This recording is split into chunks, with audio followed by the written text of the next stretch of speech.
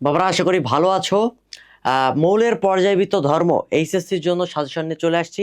খুব বেশি time waste করব না। দেখো, মৌলের পর্যায়বৃত্ত ধর্ম থেকে প্রশ্ন আসবে আসবে আসবে, এবং এইখানে সবচাইতে বড় ভুল যেটা হয়, তোমরা মৌল আইডেন্টিফাই করতে পারো না। মৌলটা কি করতে পারো না? আইডেন্টিফাই করতে পারো না। কারণ মৌল আইডেন্টিফাই করাটা শিখতে হবে। মৌল আইডেন্টিফাই আমরা কেমনে করি? ওইখানে একটা বক্স দেওয়া থাকে, উদ্দীপকে কি দেওয়া থাকে, এমন বক্স দেওয়া থাকে, বক্স দিয়ে এইভাবে দেওয়া থাকে, এখানে গ্রুপ, এখানে পিরিয়ড, দেখা গেলো 2 নাম্বার গ্রুপ, এখানে 3 নাম্বার পর্যায় দিয়ে, এখানে জাস্ট এক্স একটা মৌল দেওয়া থাকলো। এটা তোমাকে বুঝতে হবে, এবং এটা অনেক সময় আমরা বুঝতে পারি না। তাহলে এটা কিভাবে বোঝা যায়? এটা বোঝার নিয়ম হচ্ছে, তুমি যখনই বুঝতে পারো না, তুমি কোশ্চেনে চলে যাবা। কোশ্চেনে চলে গিয়ে তুমি কোশ্চেনটা যদি একটু অ্যানালাইসিস করো, তাহলে বুঝতে পারো প্রশ্নতে আসলে কোনটার কথা বলা হয়েছে। ঠিক আছে? তো আমাদের এই পিরিয়ডিক টেবিলকে আমরা 2টা ভাগে ভাগ করি। কয়টা ভাগে ভাগ করি? 2টা ভাগে। এই পর্যায়, যে মৌলের পর্যায়বৃত্ত ধর্ম, একটা হচ্ছে ধর্ম থেকে প্রশ্ন আসতে পারে, যেখানে ব্লক ভিত্তিক আলোচনা আছে, ইলেকট্রন আসক্তি, আয়নীকরণ শক্তি, তারপরে হচ্ছে পি ব্লক মৌল, ডি ব্লক মৌল, এস ব্লক মৌল, এই ব্লক থেকে প্রশ্ন আসতে পারে। 2, প্রশ্ন আসতে পারে সংকরায়ন থেকে। কোন জায়গা থেকে আসতে পারে বাবারা? সংকরায়ন থেকে আসতে পারে। ওকে, তো দেখো, আমরা একটু কি কি টাইপের প্রশ্ন আসতে পারে সেটা একটু দেখার চেষ্টা করি।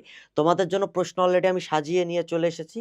এই যে দেখো, পি ব্লক মৌলের বৈশিষ্ট্য পড়বা। তুমি মৌলের পর্যাবৃত্ত ধর্মে যদি পড়তে চাও, তোমাদের যে সাজেশন, এইটা হচ্ছে সাজেশন। আমরা পি ব্লক মৌলের বৈশিষ্ট্যগুলো পড়বো। কোন ধরনের বৈশিষ্ট্য? ওই যে অ্যামোনিয়া আর PH3 ফসফিন, এর মধ্যে কে আমাদের অধিক ক্ষারীয়, তারপরে হচ্ছে অ্যালুমিনিয়াম ক্লোরাইড যে ডাইমার গঠন করে, কিভাবে করে, এই ধরনের প্রশ্নগুলো পি ব্লক মৌলের বৈশিষ্ট্য থেকে আসবে। তারপর ডি ব্লক মৌল থেকে জাস্ট 3টা কোশ্চেন আসে। এই 3টার মধ্যে যে কোনো একটা আসার সম্ভাবনা 90%। তো কি কি? একটা জটিল যৌগ কেমনে গঠিত হয়, উদ্দীপকে একটা যৌগ দেওয়া থাকলো বা কোনো একটা অবস্থান্তর ধাতু দেওয়া থাকলো, দেওয়া থাকার পরে প্রশ্ন হবে এটি কিভাবে একটা জটিল আয়ন গঠন করে, সংকরায়ন সহ ব্যাখ্যা করো। তারপর এই যৌগটি বা ওই মৌলটি কিভাবে রঙিন গঠন হয় সেটা ব্যাখ্যা করো। তার মানে রঙিন আয়ন গঠন, জটিল যৌগ গঠন। জটিল যৌগ গঠনের মতবাদ হচ্ছে ভ্যালেন্স বন্ড থিওরি। কি থিওরি বাবারা? Valence bond theory. আর রঙিন আয়ন গঠনের মতবাদ হচ্ছে ক্রিস্টাল ফিল্ড মতবাদ। কোন মতবাদ? ক্রিস্টাল ফিল্ড মতবাদ। ক্রিস্টাল ফিল্ড মতবাদ তোমরা জানো, ওই যে T2G সেটে ভাগ হয়ে যায়, 2টা আলাদা আলাদা ভাগে ভাগ হয়ে যায়। আর ভ্যালেন্স বন্ড থিওরি কোনটা? ওই যে আমাদের লিগ্যান্ডের প্রভাবে অরবিটালগুলো ফাঁকা হয়ে যায়, তখন মুক্ত জটিল ইলেকট্রন প্রবেশ করে, সন্নিবেশ বন্ধন গঠিত হয়। এই কারণে তো জটিল যৌগটা গঠন হয় নাকি। এরপরে আসো ডি ব্লকে প্রভাবক হিসেবে কাজ। প্রভাবক কেমনে কাজ করে? ওই যে অধিশোষণ, দেন হচ্ছে আহ অন্তর্বর্তীকালীন যৌগ গঠন। অধিশোষণটা পরীক্ষার জন্য খুবই ইম্পর্টেন্ট। অধিশোষণটা পরীক্ষার জন্য খুবই ইম্পর্টেন্ট, 4টা স্টেপ হয়। হ্যাঁ, এটা একটু দেখে যাবা প্রভাবক হিসেবে কেমনে কাজ করে। কোনটা দেখবা? হাইড্রোজেন বন্ধন, মোস্টলি ইম্পর্টেন্ট। হাইড্রোজেন বন্ধন থেকে প্রশ্ন এমন হয় যে পানি তরল কিন্তু H2S গ্যাসীয় কেন, বা হাইড্রোজেন ফ্লোরাইডের স্ফুটনাঙ্ক 19.4 ডিগ্রি সেলসিয়াস কেন। ঠিক আছে? এই যে হাইড্রোজেন বন্ধনের গুরুত্ব, অন্ত আণবিক হাইড্রোজেন বন্ধন, আন্ত আণবিক হাইড্রোজেন বন্ধন, এটা একটু দেখবা। যা যা বলতেছি এগুলো কিন্তু পরীক্ষায় আসার জন্য খুবই ইম্পর্টেন্ট। সো আজকে টাইম আছে, আমরা মৌলের পর্যায়বৃত্ত ধর্ম নিয়ে একটু আলোচনা করি। এটা একটু দেখো, আয়নীকরণ শক্তি এবং ইলেকট্রন আসক্তি। এইখান থেকে তুমি যেটা দেখবা, ব্যতিক্রমগুলা দেখবা, এক্সেপশন। এক্সেপশন খুব সিলেক্টিভ কয়েকটা আছে। ক্লোরিনের ইলেকট্রন আসক্তি বেশি কেন, বা নাইট্রোজেনের আয়নীকরণ শক্তি অক্সিজেনের তুলনায় বেশি কেন, এই প্রশ্নগুলা কিন্তু পরীক্ষাতে আসে। তাহলে এটা একটু দেখতে হবে, ব্যতিক্রমটা দেখবা। সংকরায়ন বন্ধন কোণ আসবে আসবে আসবে। মৌলের পর্যায়বৃত্ত ধর্ম থেকে যদি 2টা কোশ্চেন হয়, একটা প্রশ্ন হবে সংকরায়ন আর বন্ধন কোণ মিলাই। যদি একটা প্রশ্ন হয়, তাহলে একটা প্রশ্ন এইখান থেকে আসবেই। আর ডি ব্লক, এই ডি ব্লকটা ইম্পর্টেন্ট, আর সংকরায়নটা ইম্পর্টেন্ট। এইটা না দেখে কখনোই পরীক্ষার হলে যাওয়া যাবে না। এখন আসো, আমরা কয়েকটা কোশ্চেন তোমাদের জন্য রেডি করে আনছি।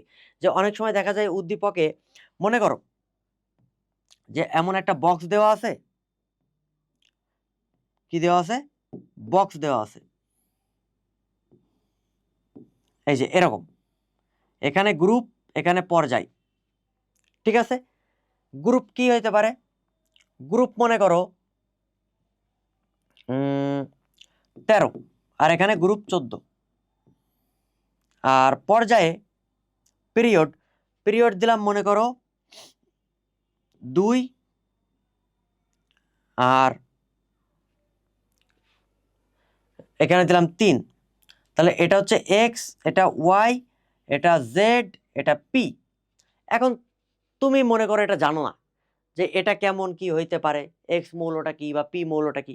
প্রশ্ন এইখানে দিল, গ নম্বর প্রশ্ন দিল ZCl4 আর্দ্র বিশ্লেষিত হয় না কেন, ব্যাখ্যা করো। আর্দ্র বিশ্লেষিত হয় না কেন ব্যাখ্যা করো। এখন তুমি তো পরীক্ষাতে একটাই পড়ে আসছো যে CCl4 আর্দ্র বিশ্লেষিত হয় না, কিন্তু সিলিকন টেট্রাক্লোরাইড SiCl4 আর্দ্র বিশ্লেষিত হয়। তাহলে এটা দেখে তোমার 14 নম্বর গ্রুপে জেড কি, কার্বন। ফসফরাস কি, এই পি, সরি ফসফরাস না, এটা পি হচ্ছে একটা প্রতীক, পি কি, সিলিকন। আইডেন্টিফাই হয়ে গেল। এই কারণে প্রশ্নগুলো জানতে হবে। প্রশ্নগুলো জানলে তুমি অ্যাকচুয়ালি মৌলটা আইডেন্টিফাই করতে পারবা, যদি এইভাবেও আইডেন্টিফাই করতে না পারো। তো অনেকেই পারে না, অনেকেই গ্রুপ পর্যায়ে দেখে আইডেন্টিফাই করতে পারে না, যাদের পর্যায় সারণী সম্পর্কে ধারণা নাই। তখন আমরা কি করি, প্রশ্ন দেখে আইডেন্টিফাই করি। এটা হচ্ছে জিত বাবার টেকনিক। আসো আমরা একটু কয়েকটা প্রশ্ন দেখি। এই প্রশ্নগুলা পড়ে যাইতে হবে, যে এই প্রশ্ন না জেনে এক্সাম হলে যাওয়া অন্যায়। এই প্রশ্ন যদি না জেনে যাও পরীক্ষার হলে শিওর থাকো তুমি মারা খেয়ে গাছে উঠে গেছো। সো যেই প্রশ্ন, আমি কিন্তু সব প্রশ্ন আনি নাই, হাজার হাজার প্রশ্ন আছে, বাছাই করে সিলেক্টিভলি কয়েকটা কোশ্চেন দিছি। এই কোশ্চেনগুলো একটু পড়ে যাস, একটু পড়ে যাস। কোন কোন কোশ্চেন দেখ, ডি ব্লক মৌলে অ্যামোনিয়া তৈরিতে প্রভাবক রূপে কেমনে কাজ করে, অধিশোষণ।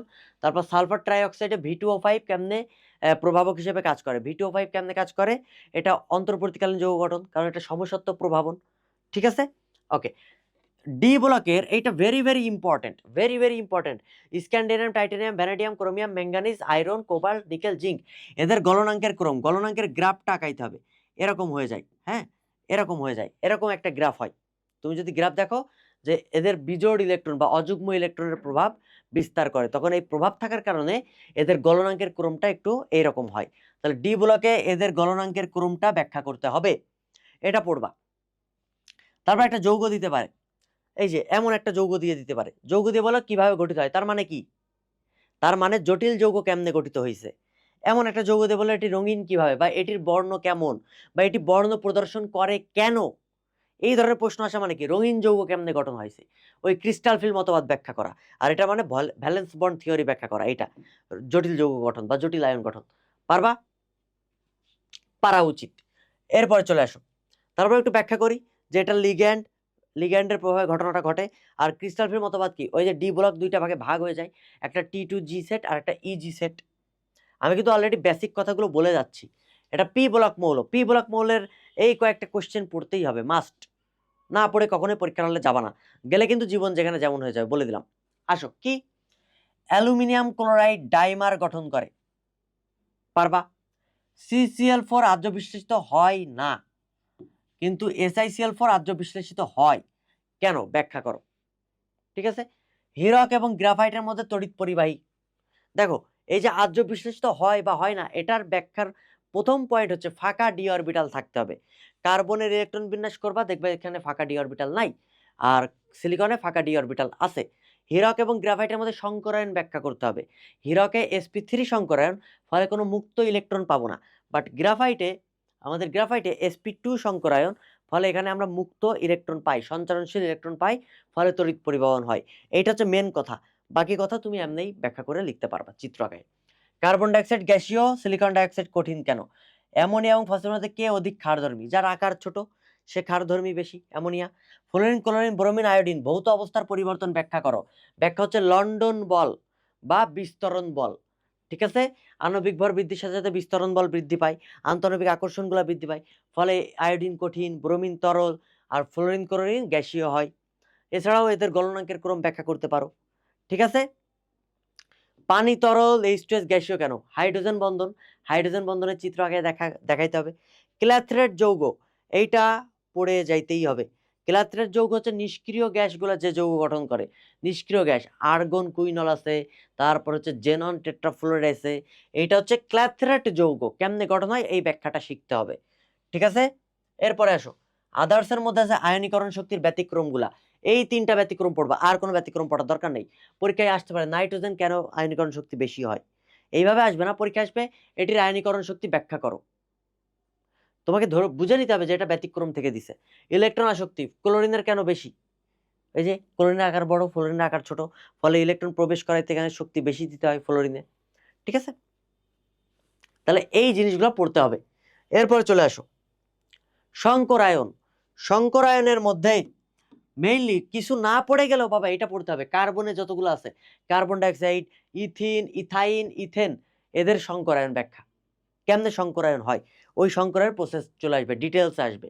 আর আসবে মিথেন, অ্যামোনিয়া, পানি, এদের আকৃতির ভিন্নতা কেন বা বন্ধন কোণের ভিন্নতা কেন। আরেকটা আসতে পারে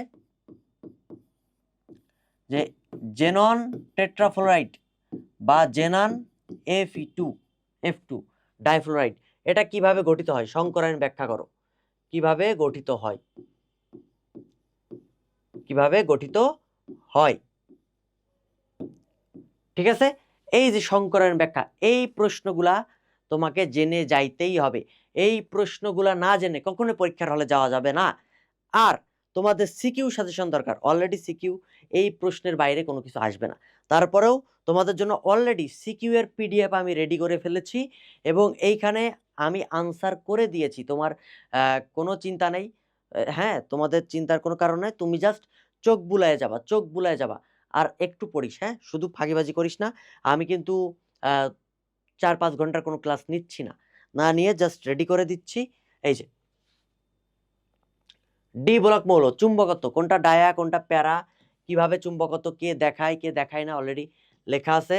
তারপরে আসো প্যারা চুম্বকত্ব, ফেরোম্যাগনেটিক, এই যে কিভাবে রঙিন যৌগ গঠন হয়। দেখো রঙিন যৌগ গঠন হয়, প্রথমে ডি অরবিটাল 5টা আছে, d x y, y z, z x, d x square minus y square, d z square, degenerate অবস্থায় আছে।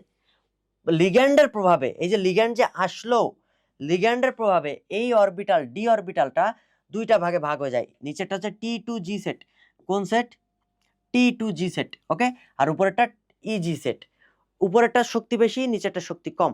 তখন কি হয়, এই যে লিগ্যান্ডের প্রভাবে ইলেকট্রন লাফায় উপরের দিকে চলে যায়, আবার শক্তি বিকিরণের মাধ্যমে ইলেকট্রন লাফায় নিচের দিকে চলে আসে, ফলে আমরা শক্তি যে দৃশ্যমান আলোর পরিসরে বিকিরণ করে, আমরা তখন এই যৌগটাকে রঙিন দেখি। বোঝা গেছে, মানে দুইটা সে অরবিটালে ভাগ হয়ে গেল, নিচের অরবিটাল থেকে ইলেকট্রন লাফ মেরে উপরের অরবিটাল যাবে, আবার নিচের অরবিটালে আসবে।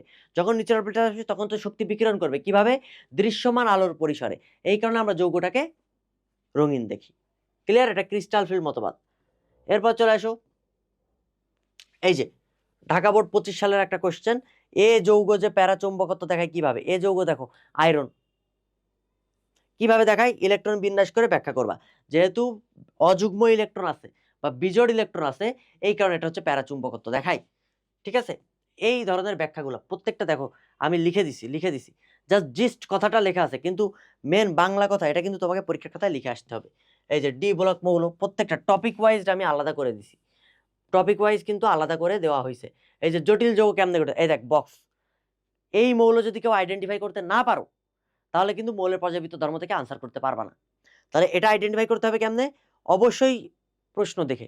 যদি তুমি এইভাবে আইডেন্টিফাই করতে পারো যে 11 নম্বর গ্রুপ 4 নম্বর পর্যায়ে এম, তাহলে কি এম হয়তো কপার, হয়ে গেল, আইডেন্টিফাই হয়ে গেল। এটা যদি পারো তাহলে ভালো, না পারলেও তুমি এইখান থেকে আইডেন্টিফাই করবা। আমরা যে যে প্রশ্নগুলো দিছি ওই প্রশ্নের বাইরে আসলে প্রশ্ন আসার কথা না। এই যে কপারেরটা কিন্তু আসে ফ্রিকুয়েন্টলি। জটিল যৌগ কেমনে গঠিত হয়, এই যে রঙিন কেমনে গঠিত হচ্ছে। ঠিক আছে, তারপরে চলে আসো জটিল যৌগ, এগুলো সব লিখে দিছি, তোমাদের যেন কষ্ট না হয়, মানে 2-3 ঘন্টার ক্লাসে টাইম ওয়েস্ট যেন না হয়, এই কারণে হচ্ছে আমরা সবকিছু টাইপ করে এনে দিছি। এই যে বন্ধন কোণের পার্থক্য কেমনে হয়, ঠিক আছে, বন্ধন কোণ কেমনে পার্থক্য হয়, তুমি একটু তাকায় দেখো, বি কোণ যৌগ BO2 হয়েছে, তারপরে BO2 এর সাথে অক্সিজেন যোগ করে BO2 হয়েছে, BO3 হয়েছে, তার মানে সালফার ডাইঅক্সাইড, সালফার ট্রাইঅক্সাইড। ওকে, এই যে যৌগ আণবিক গঠন ব্যাখ্যা করো, এই যে সংকরায়ন, সংকরায়নের চিত্র আঁকাইতে হবে। ঠিক আছে, এই যে হাইড্রাইডের বন্ধন কোণের পার্থক্য, হাইড্রাইডের বন্ধন কোণ তুমি জাস্ট দুইটা জিনিস জানো, অ্যামোনিয়া আর PH3, তাই না, তারপর হচ্ছে CH4, এগুলোই তো হাইড্রাইড, বি এবং সি মৌল, তুমি বের করতে পারবা না, বলো, অবশ্যই পারা উচিত। এরপরে আসো সংকরায়ন, অরবিটালের আকৃতি, এই যে সব কিছু দেখো কত, আয়নীকরণ শক্তি, এই যে আয়নীকরণ শক্তি কেন ব্যতিক্রম, কোনটা ব্যতিক্রম, এই যে নাইট্রোজেনেরটা কিন্তু আসে, কেন ব্যতিক্রম, ইলেকট্রন বিন্যাস করবা, ইলেকট্রন বিন্যাস করে দেখা যায় অর্ধপূর্ণ অরবিটাল, এটা স্থিতিশীল, তাহলে দেখো সব কিছু আমি তোমাদের যেন ইজি হয় টাইপ করে দিছি, এই পিডিএফটা আমি প্রোভাইড করতেছি, এটাও দিচ্ছি, এবং ওই যে সাজেশনের জন্য যে কোশ্চেনগুলো না পড়ে পরীক্ষা হলে যাওয়া যাবে না ওটাও দিয়ে দিচ্ছি, একটু পড়ে যাবে। হ্যাঁ, সবাই ভালো করে পড়ো।